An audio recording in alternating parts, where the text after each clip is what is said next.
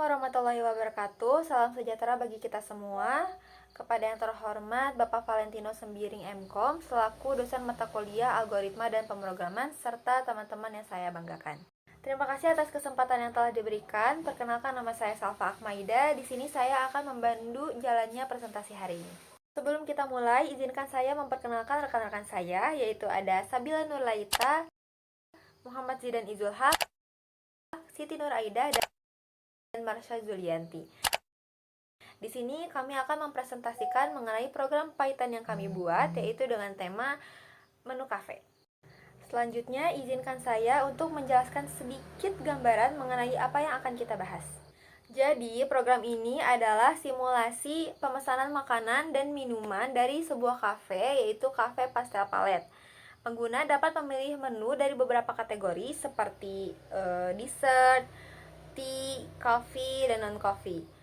Nantinya program akan menghitung total harga berdasarkan pilihan mereka, termasuk tambahan PPN atau pajak pertambahan nilai sebesar 11%.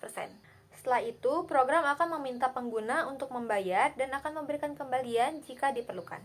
Dalam program ini, ada 4 komponen yang akan kita bahas di dalamnya, mulai dari fungsi display menu, fungsi get price, fungsi main, dan bagian if name main. Untuk komponen yang pertama akan dijelaskan oleh teman kita, yaitu Sabila Nurlaita. Baik, terima kasih untuk kesempatannya Salva. Di sini saya akan menjelaskan beberapa program yang tersedia, yaitu ada fungsi display. Fungsi display menu. Fungsi ini bertugas untuk menampilkan menu yang tersedia di kafe. Dibagi menjadi 4 kategori, yaitu dessert, tea, coffee, dan non-coffee. Setiap kategori memiliki beberapa pilihan dengan harga masing-masing. Seperti dalam dessert menu, terdapat 4 pilihan menu beserta harganya, yaitu yang pertama ada dessert menu. Ada strawberry waffle dengan harga 35.000, cinnamon roll dengan harga 35.000, lemon pie dengan harga 30.000, dan croissant dengan harga 32.000. Kategori yang kedua ada tea menu. Yang pertama ada lemon tea dengan harga Rp15.000. Yang kedua ada mango tea dengan harga Rp17.000. Yang ketiga ada Thai tea dengan harga Rp15.000. Dan yang keempat ada green tea dengan harga Rp15.000. Dan yang kelima ada mint tea dengan harga Rp17.000. Lalu ada kategori ketiga, yaitu coffee menu. Yang pertama ada espresso dengan harga Rp20.000, yang kedua ada double espresso dengan harga Rp22.000, yang ketiga ada latte dengan harga Rp20.000, yang keempat ada americano dengan harga Rp22.000, dan yang kelima ada macchiato dengan harga Rp22.000. Selanjutnya ada kategori non coffee. Yang pertama ada hot coffee dengan harga Rp22.000, yang kedua ada milkshake yang berharga Rp22.000, yang ketiga ada smoothie yang berharga Rp20.000, yang keempat ada lemonade dengan harga Rp20.000, dan yang terakhir ada vanilla milkshake yang berharga Rp22.000. Nah, fungsi display menu hanya menampilkan menu dan tidak menerima input dari pengguna. Mungkin itu saja dari saya. Selanjutnya akan dijelaskan oleh rekan saya Zidan. Terima kasih Saudara Sabila. Di sini saya akan menjelaskan komponen kedua yang ada pada program ini, yaitu fungsi get price atau menu type coach. Fungsi ini menerima 2 argumen, yaitu menu type dan coach. Argumen pertama yaitu menu type adalah kategori menu yang dipilih pengguna.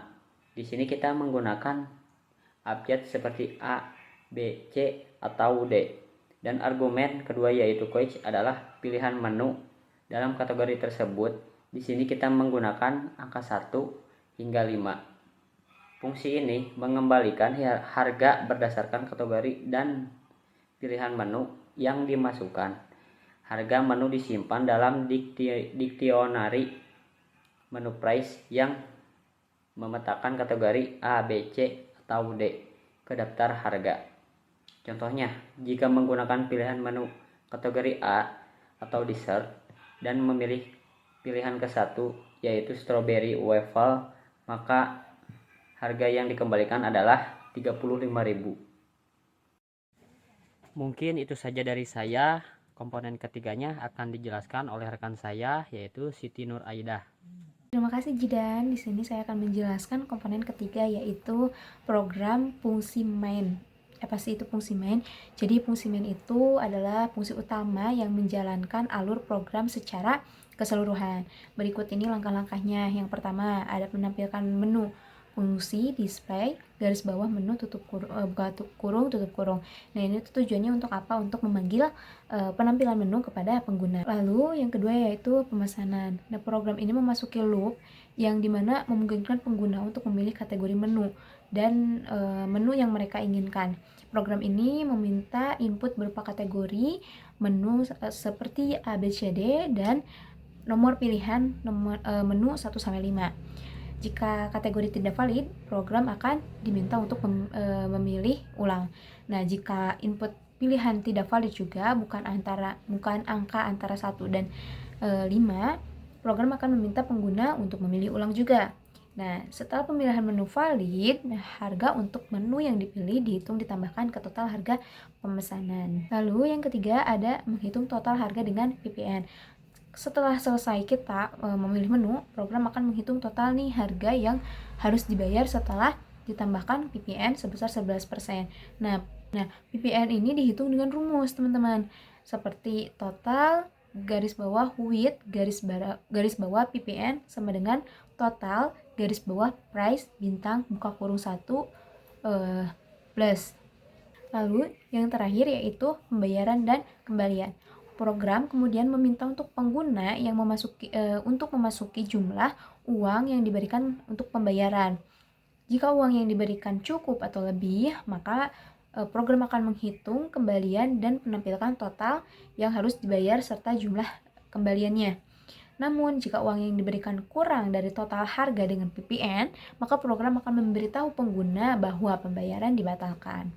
Mungkin itu saja dari saya. Untuk komponen keempat akan dijelaskan oleh rekan saya. Baik, terima kasih Aidah. Di sini saya akan menjelaskan komponen terakhir yang ada pada program ini, yaitu bagian if, name, main.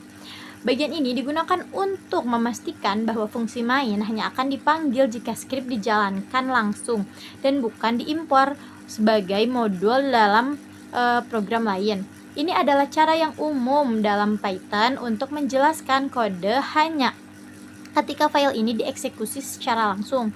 Contoh alur Python yaitu misalkan pengguna memilih menu mulai dari kategori A yaitu dessert, pilihan yang pertama yaitu strawberry waffle 35.000, kemudian kategori C cafe, pilihan yang ketiga yaitu latte 20.000, kemudian pengguna memilih untuk berhenti memesan. Total harga sebelum PPN yaitu 35.000 ditambah 20.000 yaitu 55.000. Total harga setelah PPN 11% yaitu 55.000 dikali 1,11 sama dengan 61.050 perak. Jika pengguna memasukkan uang 100.000, kemudian kembaliannya yaitu 100.000 dikurangi 61.050 perak, hasilnya 38.950 perak. Program kemudian menampilkan kembalian dan total yang akan dibayar. Itu saja mungkin dari saya. Saya kembalikan kepada moderator. Terima kasih. Terima kasih kepada rekan-rekan untuk penjelasannya. Sebelum pada kesimpulan, saya akan menjelaskan error handling dalam program ini. Program ini menangani beberapa jenis kesalahan input. Ada 3 kategori menu tidak valid. Yang pertama, program akan memeriksa apakah kategori menu yang dimasukkan adalah A, B, C, atau D. Yang kedua, pilihan menu tidak valid, di mana program ini akan memeriksa apakah pilihan menu berada dalam rentang angka 1 hingga 5 untuk setiap kategorinya. Yang ketiga, input tidak valid, misalnya memasukkan teks saat diminta angka.